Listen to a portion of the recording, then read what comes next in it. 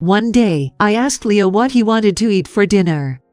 I was expecting him to request hamburgers or fried chicken like any normal kid. He seemed puzzled rather than just hesitant, as if my question had confused him. "What's wrong? You can tell me what you like. Grandma will cook anything for you," I said. Since he didn't answer, I refrained from pressing further, telling him to wait in the living room while watching TV. Sensing his hesitation, I prepared a menu suitable for children and called Leo for dinner. However, he refused to sit at the table. "What's the matter? Don't you want to eat?" I asked, to which Leo shook his head vigorously. "Then why?"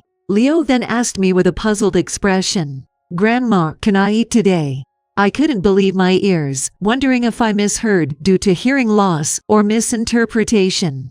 But when I asked again, Leo's response confirmed my initial disbelief. "Huh? What do you mean? We eat 3 meals every day." When I further questioned him, Leo suddenly dashed out of the window into the backyard and started pulling weeds. Surprised by Leo's sudden odd behavior, I quickly picked him up and brought him back inside, telling him to stop weeding. "Why? Why do I have to stop?" "Grandma, I'm hungry," he said. "You're hungry, right? That's why I cooked the meal for you." "So why are you weeding?" "Because Mom always says I have to help with something before I can eat." Continuing from earlier, Leo's unexpected words left me stunned. As I listened to the details of what he meant, an unbelievable truth unfolded. When I was 22 years old, I fell head over heels for my husband, who had transferred from the countryside to the department at the company where I was working at the time, and I made desperate attempts to get closer to him both at work and in private. By chance, since our homes were close, we eventually developed a relationship where we would meet somewhere and go home together even if our work hours overlapped. On one evening train ride, packed tightly among the crowd, my heart couldn't stop pounding as he leaned against me protectively. Unable to contain myself amidst the throngs of people, I blurted out almost in a whisper, "Are we in relationship?" I gripped the sleeve of his suit tightly, and with tears welling up in my eyes out of embarrassment, I confessed, I must have looked quite pathetic at the time. But he blushed at my words and boldly replied, "Yes, we are." Without hesitation, he pressed his lips against mine, and we safely started dating. From then on, it was swift. We moved in together shortly after then, and got married in the first year, and were blessed with a child. Having dreamed of a happy married life since I was young, I was blessed with a child, and we even thought of the name for the child together, naming him David. It was truly the pinnacle of happiness. However, that happiness didn't last long. When David was 3 years old, I became suspicious of my husband's always unusually late returns. With the help of a friend who also worked at the same company as my husband, I investigated and found out that my husband was always leaving the office on time, but he was spotted leaving with a younger girl from the same department and heading to a hotel after work. That's when I first learned that my husband's consistently late returns were because he was meeting that younger girl. It was clear evidence of an affair. When I confronted him with the irrefutable evidence of the affair, my husband finally admitted to it, too. I was deeply disappointed. I threw my wedding ring and divorce forms at him and decided to leave him, taking David with me. As a single mother, I struggled to balance work and household chores while raising David. Seeing me working hard at my job and household chores, David, even as a child, did his best to help around the house as much as he could to lighten my burden. I remember crying in the midst of other parents during a school open house when I heard David's essay about his future dream, which was to make Mom's life easier. It's a nostalgic memory. David grew up healthy and strong, and now he's 27. One day, he brought his girlfriend home. "This is Kate, Mom, I want to marry her," he said confidently. Kate had a straightforward personality, leaving a good impression on me. "David, if she is the person you've chosen, I have no reason to say no. She's a lovely person." "Really? So you're allowing our marriage?" "Yes. But remember, since she's such a great catch, make sure to make her happy, okay?" "Got it, Kate. Let's build a happy family together from now on." "Yes. Thank you." Even from my perspective, David and Kate seemed perfect for each other, so I approved of their marriage and sent them off to their bright future. Congratulations on your marriage, David, Kate. Tears welled up at their wedding, a moment of joy mixed with embarrassment as memories flooded back. A year later, their son, Leo, was born. Witnessing Leo's birth alongside David, I was overwhelmed with tears of joy at the sight of him, a cherished memory. Yet, seeing David, who loves children, cry even more than Kate during childbirth, was a heartwarming scene as a mother. A year later, I received a call from David. He explained that he would be temporarily relocating for work, and asked if I could occasionally check on Kate and Leo while he's away. I think they'll be fine, but Leo is becoming quite a handful. So even if not every day, could you check on them about once a week? I understood David's concerns. Leo had been quite a handful himself as a child, always wandering off whenever I took my eyes off him. While David managed to handle him while growing up, it's natural for him to worry when he's away. I got it, David. I will do that if you ask me to do so, and I also want to see how my adorable grandson is doing. With David reassured, he embarked on his temporary assignment, and I headed to their house to check on them over the weekend. Feeling empty-handed visiting their house without a gift, I packed some sweets that Leo might like, and brought some dishes I cooked for them. Ringing the doorbell, as the camera on the monitor notified them of my arrival, I was greeted by Kate, who emerged from the house amidst bustling footsteps. Huh. Why are you here today? Well, you know, David was so worried about the two of you while he's on his assignment, so he asked me to check on you. Oh, I see. It's a bit messy and dirty, but please come in. Feeling a slight sense of unease at Kate's momentarily puzzled expression, I realized that it was only natural for her to make that face when visited almost unannounced. Upon entering the house, Leo, who had been playing with his drawings in the living room, greeted me with a smile. Meeting Leo after a long time, he had grown taller, and while he had a cute face that could be mistaken for a girl when he was a baby, he had now grown into a mischievous-looking boy. Oh, right, here's a souvenir. I brought some sweets and prepared dishes for you two to enjoy. Well, thank you. David is such a worrywart, right? Please make yourself at home. With Kate's suggestion, I enjoyed the long-awaited reunion to the fullest by playing board games, card games, watching cartoons that Leo liked, and having fun together. In the evening, we filled the dinner table with prepared dishes I brought and dishes I cooked together with Kate, and we had dinner together. As the three of us joined hands to start dinner, I felt a slight awkwardness seeing Leo eagerly devouring the prepared meal.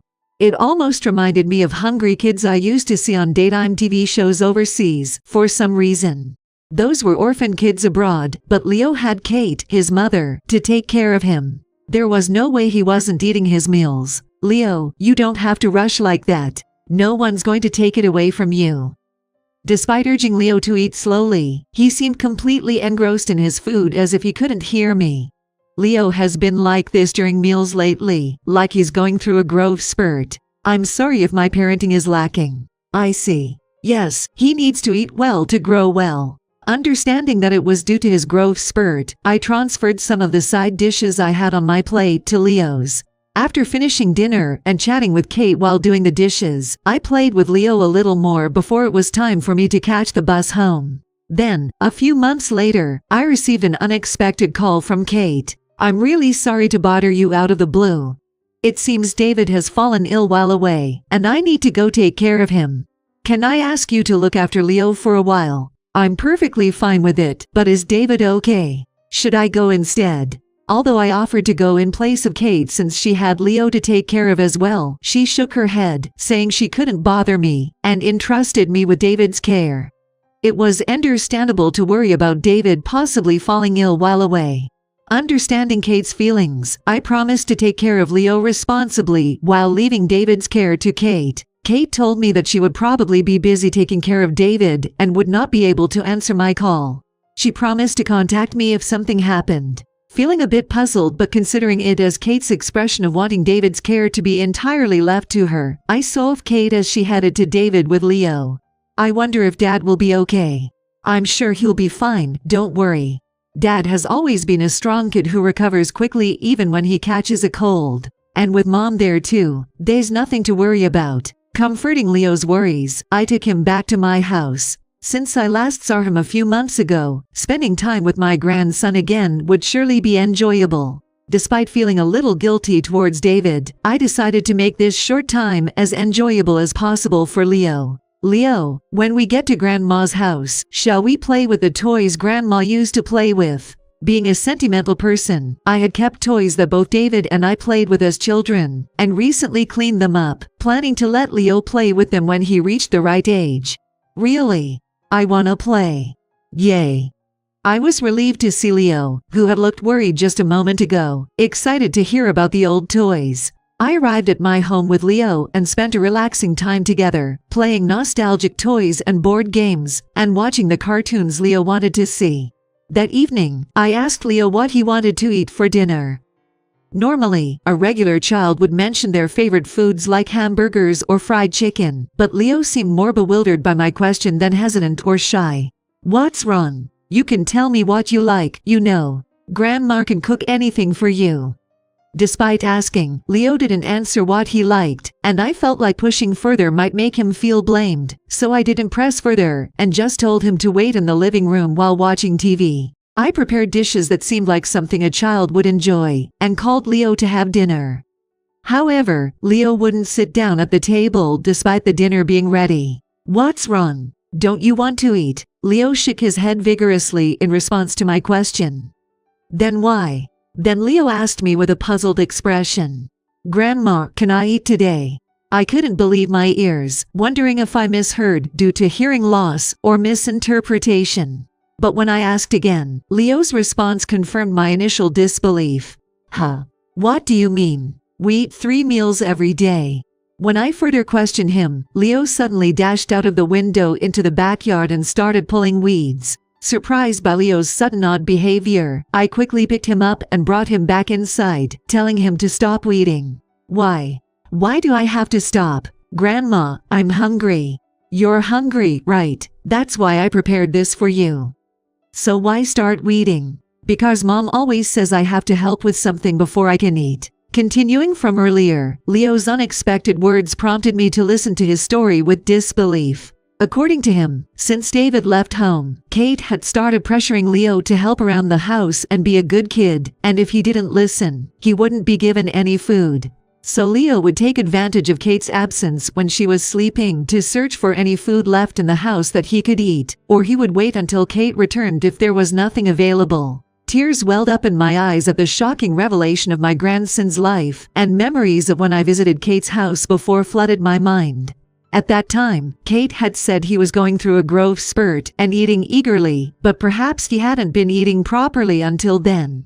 Despite feeling a sense of unease earlier, I had pretended to understand and accept it, not realizing Leo's true feelings. If only I had realized at that time, if only I had noticed the anomaly sooner. I regretted and reflected on my actions, feeling an inexplicable anger towards Kate. It's okay, Leo, you may not understand now, but your mom is wrong. You don't have to help with household chores or be a good kid to eat. I reassured Leo and made him sit down once again, had the dinner together until we were full. After dinner, we watched cartoons together and had ice cream for dessert. Once I confirmed that Leo, now full, had fallen asleep, I sent a brief message for David, informing him of the current situation and promising to contact him as soon as he felt better. Although Kate had requested not to be contacted unless necessary, such a promise could no longer be kept. Soon after I contacted David, he called back. I had thought Kate might be managing his phone due to his illness, but receiving a prompt response reassured me a little. Mom, what the heck is going on? Has Leo been given food while I'm away? I don't know. I'm telling you what I was told. Isn't Kate there with you? Huh? Kate? There's no way Kate would be with me. Didn't I ask you to take care of both of them? A discrepancy arose between what Kate had told me and David's account. Kate left Leo to me, saying you're ill and she needs to take care of you. What? There's no way I'm ill. Besides, if something like that happened, I would contact you. Indeed, that was true. If something had happened while he was away, he would have contacted me. But this time, there was none of that, and I only heard that from Kate. And now that I think about it, it's clearly strange that she told me she would not be able to answer my call while she is taking care of David. It's almost as if she's pushing us away and trying to hide something.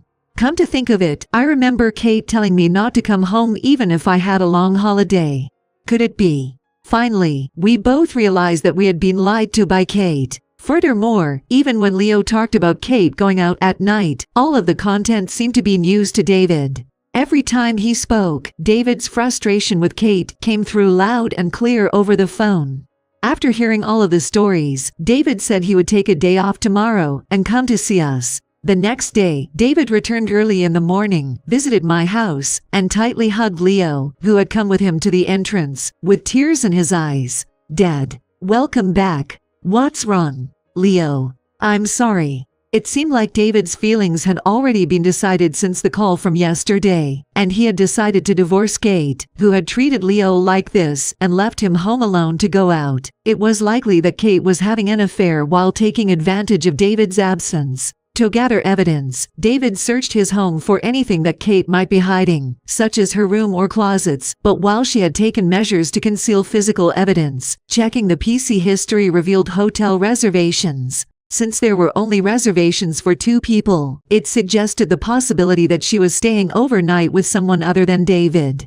Although it was only a small piece of evidence, it was more than enough to suspect infidelity.